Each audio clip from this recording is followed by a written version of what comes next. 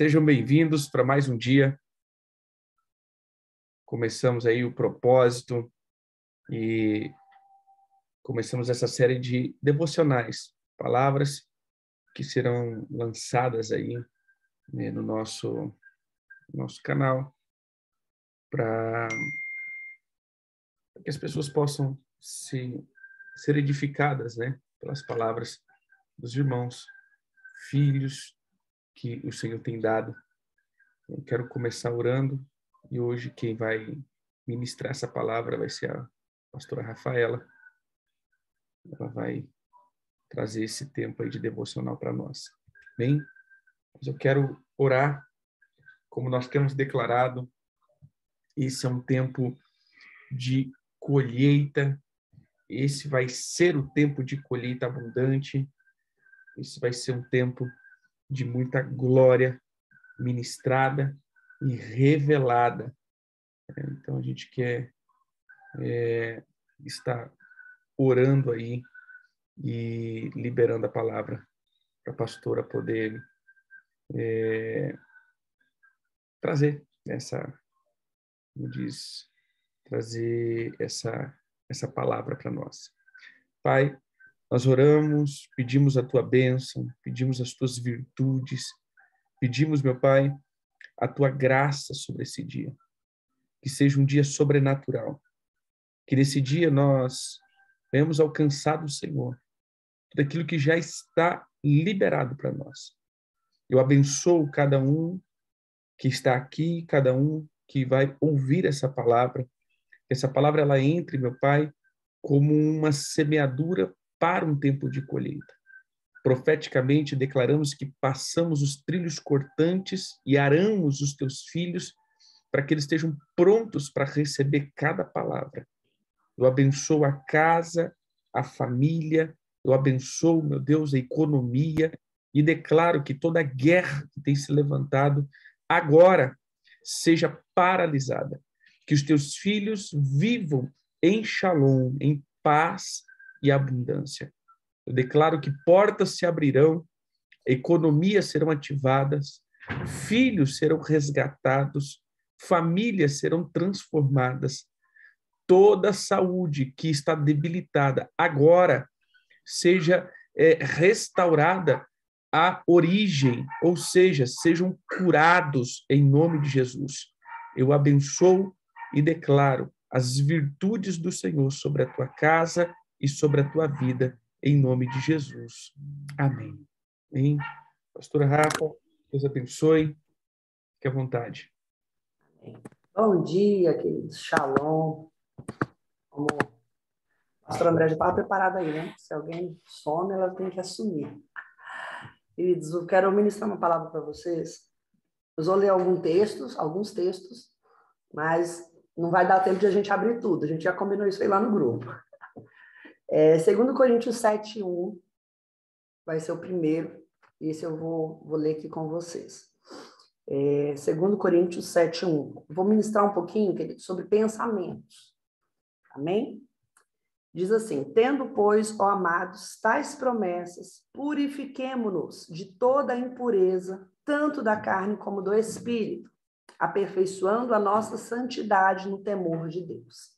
A versão, a mensagem vai dizer assim, Paulo vai dizer: queridos amigos, diante de promessas tão animadoras, vamos nos livrar de tudo que nos distraia ou contamine, seja por dentro, seja por fora, que a nossa vida seja um templo santo para o culto a Deus. Amém? Então, queridos, não adianta nós nos aprofundarmos em qualquer área, né? O apóstolo até tem falado sobre isso nesses dias, de uma forma muito tremenda. A libertação, a cura, a intercessão, né? Todas as formas que nós podemos, né, agregar, desenvolver o nosso chamado, o nosso ministério, se nós não passarmos pelo discipulado. Né? E esse texto, Paulo vem rogando, né, a igreja de Coríntios que nós devemos nos responsabilizar e nos livrar de tudo que nos distrai ou contamine no caminho, no propósito, no projeto que Deus tem para nós, na nossa jornada. Né? E Mateus, capítulo 9, verso 16, 17, vai dizer assim: ninguém põe remendo de pano novo em veste velha, porque o remendo tira parte da veste e fica maior a rotura. Não se põe vinho novo em odres velhos. Do contrário, rompem-se os odres, derrama-se o vinho e os odres se perdem, né? Mas se põe vinho novo em odres novos, né? Então, ou seja, o que precisa mudar? É o que precisa ser transformado para que tudo aquilo que Deus tem para nós possa acontecer. Precisamos entrar em um nível de santificação, de limpeza, de transformação da nossa alma, da nossa mente, do nosso coração.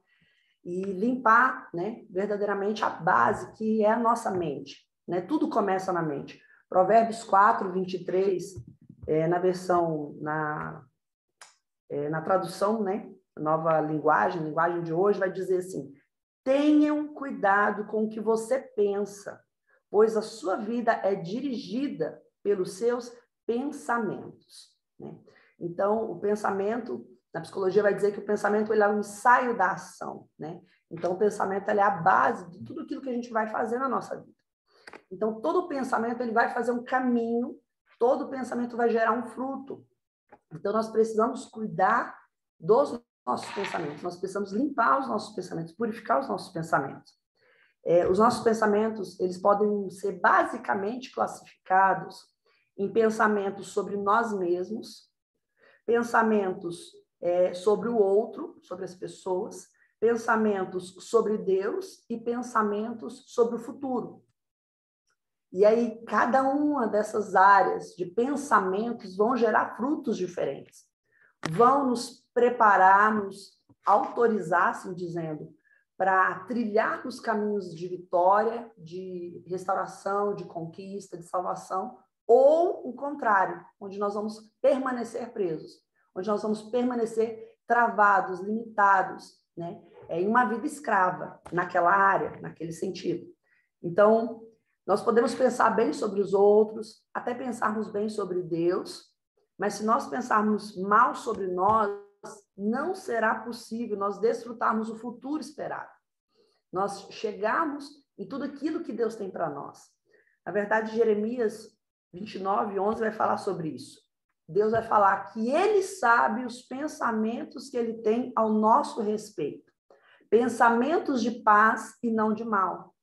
E, queridos, não é incomum nós encontrarmos cristãos e mesmo líderes, pastores, com uma gama de pensamentos totalmente distorcidos a respeito deles mesmos. E aqui nós não estamos falando sobre ser orgulhoso, uma autoestima, né, trabalhada no coach, aí, como a pediria. Não é isso, mas é realmente os pensamentos alinhados àquilo que Deus pensa de nós. Então, e isso nos trava na caminhada, isso nos impede de seguirmos e de realmente vivermos aquilo que Deus tem para nós.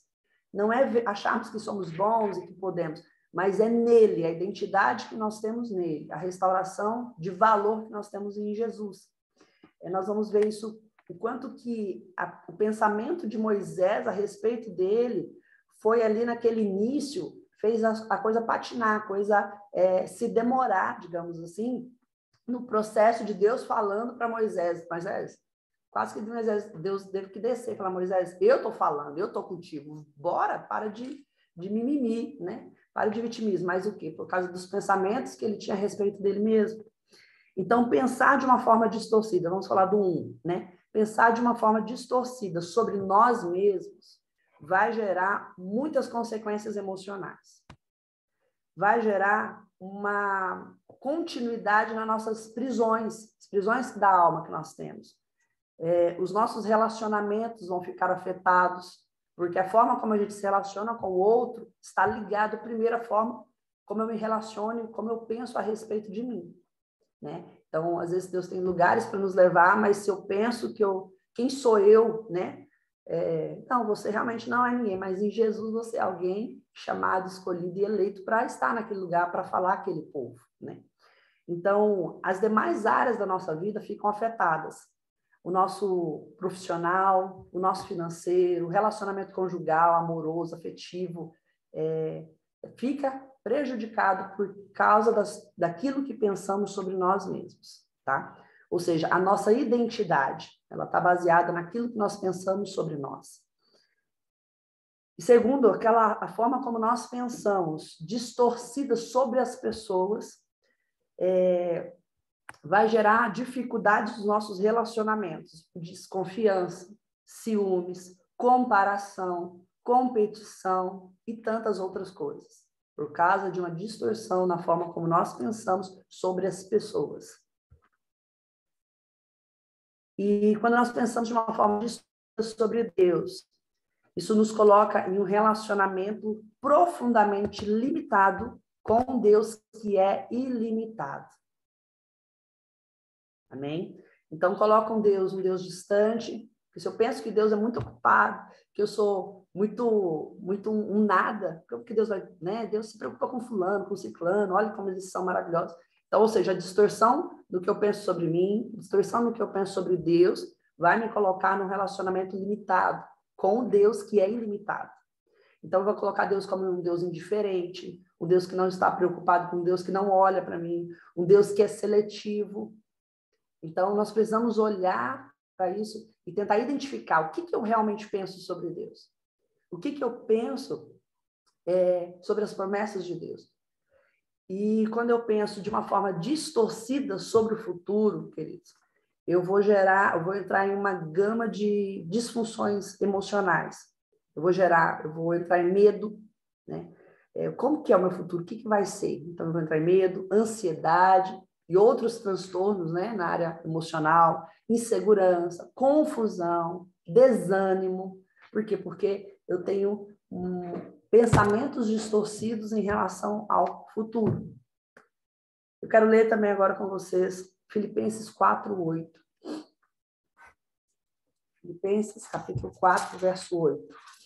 Porque um dos maiores enganos que o inimigo planta na mente humana é que nós não podemos mudar, nós não podemos alterar aquilo que nós pensamos.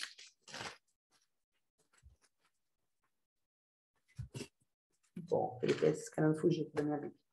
Então, ele planta isso na mente, de que nós não podemos mudar, é automático o que pensa, que vem na nossa mente. Ao primeiro momento, sim, os pensamentos eles vêm de uma forma automática, a gente chama de PA na psicologia.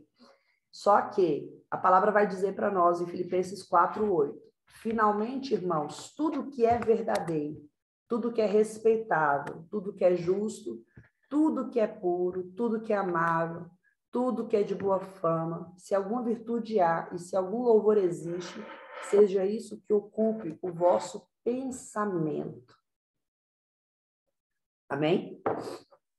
Então, nós podemos e nós temos, né, autoridade para nós mudarmos aquilo que nós pensamos, para nós ajustarmos os nossos pensamentos de acordo com o quê? Com os princípios de Deus. E aí nós vamos, né, de uma forma muito automática, meu marido está aqui na minha frente, vai rir, porque a gente sempre fala de Romanos 12:2. Né? Então, aqui vai falar aquilo que precisa ocupar o nosso pensamento, aquilo que precisa ocupar a nossa mente, o que é bom, o que é puro, o que é amável, o que é louvor. Né? E isso, queridos, precisa acontecer de uma forma prática, contínua, sistemática. Para quê? Para que aquilo que é velho, lembra que nós lemos Mateus?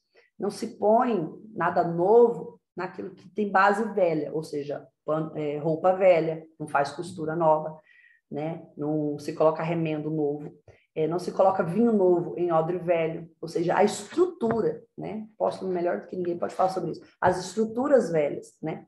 As bases velhas, os fundamentos velhos, né? Precisam ser desconstruídos, precisam ser arrancados, né? E nós precisamos começar a construir aquilo que é novo, a construir a nossa vida naquilo que é a verdade, aquilo que é o evangelho, que é as novidades de vida de Deus para nós. E aí Romanos 12:2 não pode faltar quando a gente fala de pensamentos, né? Então, a palavra diz, não vos conformeis, não vos amoldeis, né? Aquilo que é velho, né? Então, ou seja, ao sistema, né? Quando fala, não vos conformeis com esse mundo, com esse século, vai falar de cultura, vai falar de mentalidade que foi construída, mas transformai-vos. Ou seja, quer transformar a sua vida? O que está precisando ser transformado? Nós somos pastores, somos líderes, estamos aqui, mas temos áreas da nossa vida que precisam de transformação. Como começar essa transformação? Nós precisamos começar a pensar como Deus pensa a respeito dessas coisas. Eu estou, assim, na verdade, uma experiência, na verdade, negativa, porque eu estou cansada de ver pastores e líderes que pensam de uma forma totalmente distorcida sobre o casamento que eles têm, sobre a vida de família, sobre os filhos, sobre a própria sexualidade no casamento.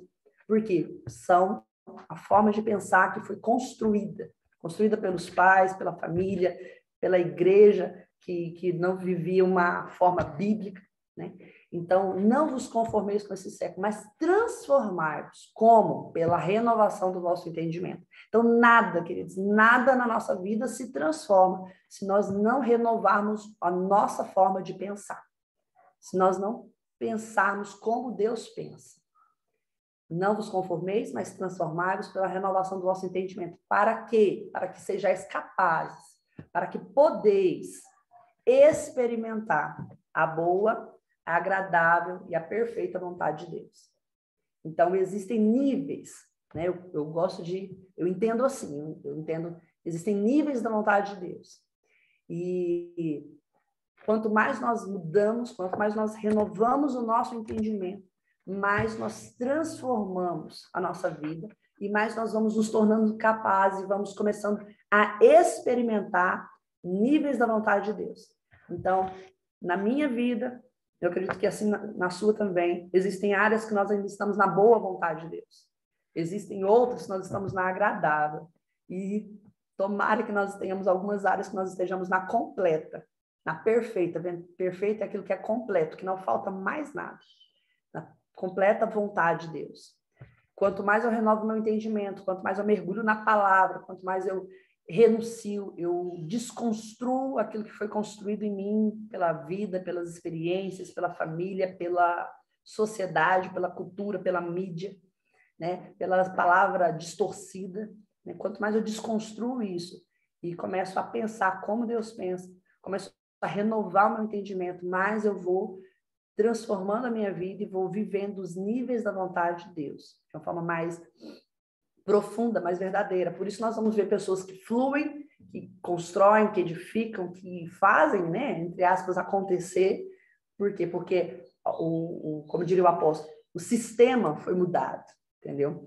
A mente foi realmente trabalhada, né, na vontade de Deus. O que Deus quer, o que Deus diz, né, sobre relacionamento, o que Deus diz sobre família, o que Deus diz sobre casamento, o que Deus diz sobre ministério. Aí nós temos uma grande crença que o ministério, o apóstolo falou uma vez, muito tempo atrás, ou o ministério, as pessoas se usam do ministério para crescerem ou sofrem com o ministério, tem uma vida totalmente, né, precária. Ou seja, isso é uma crença, isso é a forma de pensar distorcida. E aquilo que eu penso vai dirigir a minha vida. Né? E aí, quando a gente vem para o texto de Provérbios 11, 22, os pastores, eu falo muito com eles sobre esse texto, a palavra diz, a bênção do Senhor, ela enriquece e não acrescenta dores. E por que muitas vezes nós estamos adoecidos no ministério? Alguma coisa de errado não está certo. Né? Por que família tem adoecido? Casamento tem nos adoecido. Né? As finanças, que é para ser bênção, né? Ferramenta, como diz meu marido, tem adoecido as nossas vidas. Alguma coisa está errada. Então, não é o Senhor, né? A bênção do Senhor, ela vai enriquecer as nossas vidas e não vai acrescentar dores. Mas é a nossa forma de agir com essas coisas, com esse chamado que Deus deu, com essas bênçãos que Deus nos deu, e principalmente a nossa forma de pensar sobre essas coisas. Porque aquilo que eu penso, eu sinto. E como eu sinto, eu me comporto. Então, nós precisamos transformar a nossa mente, nós precisamos transformar a nossa maneira de pensar, e aí nós vamos começar a ter sentimentos alinhados, emoções alinhadas àquilo que Deus tem, àquilo que Deus quer, e nós vamos produzir atitudes, ações, comportamentos que glorificam a Deus. Amém? Então, o nosso glorificar a Deus, queridos, ele é diferente, né, do que Mateus 23, 24, 25 vai falar.